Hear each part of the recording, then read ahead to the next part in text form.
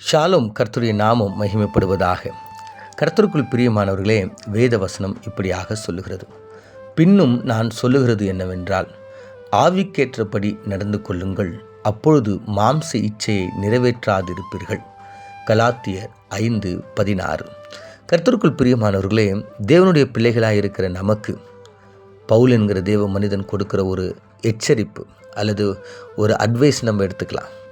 அவர் சொல்லுகிறார், நீங்கள் எப்படி இருக்கணும், எந்த நேரத்தில் நீங்கள் எப்படி இருந்தீங்கன்னா இந்த உலகத்தில் காணப்படுகின்ற காரியங்களை நீங்கள் ஜெயிக்க முடியும் என்பதை அவர் சொல்லுகிறார். அந்த சீக்ரெட்டை சொல்லுகிறார்.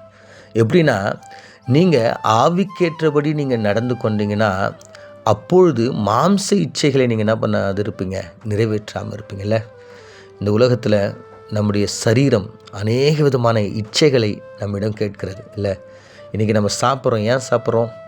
உயிர் வாழ்வதற்கு அல்ல, அதற்கு மேலாக ஆசை, இச்சை. இன்றைக்கி எனக்கு கறி வேணும், நல்ல ட்ரெஸ்ஸு போடுறோம், என்னுடைய அழகை நான் காமிக்கணும், பெருமையை காண்பிக்கணும், சரீரத்தை இச்சைகள்.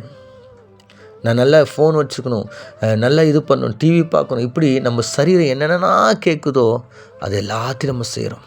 இல்லை உயர்ந்த காரியங்களை, சென்ட்டு, ஸ்ப்ரே, ட்ரெஸ்ஸு, இப்படி எல்லாமே உயர்ந்தது. இது எல்லாம் எதற்காகனா இந்த சரீரத்திற்காக. இந்த இச்சை, சரீரம் கேட்குற இந்த இச்சையை நம்ம மரணம் வரைக்கும் நம்ம செய்து கொண்டே இருக்கிறோம். இதில் நிறைய பேர் நம்ம தோற்று போகிறோம். அதனால தான் கர்த்தர் சொல்லுகிறார், இந்த சரீரத்தினால் ஏற்படுகின்ற இச்சைக்கு நீங்கள் நிறைவு செய்து, அதனால் நீங்கள் தேவனுக்கு தூரமாக இருந்து தேவனுடைய சித்தத்தை இழந்து போய் தேவனுடைய சித்தம் அவருடைய அன்பை நீங்கள் புரிந்து கொள்ளாமல் போகிறீங்க.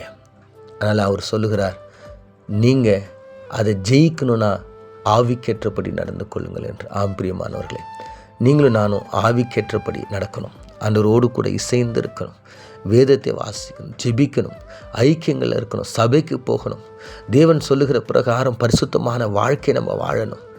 தேவனுக்கேற்றபடி காரியங்களை நம்ம எல்லாம் ஆவியானவர் சித்தத்தை அவருக்கேற்றபடி நம்ம எல்லாவற்றையும் செய்யும் பொழுது இந்த மாம்ச இச்சையை நாம் ஜெயித்து ஆசீர்வாதமாய் வாழ முடியும். கண்களை மூடி நாம் ஜெபிப்போம்.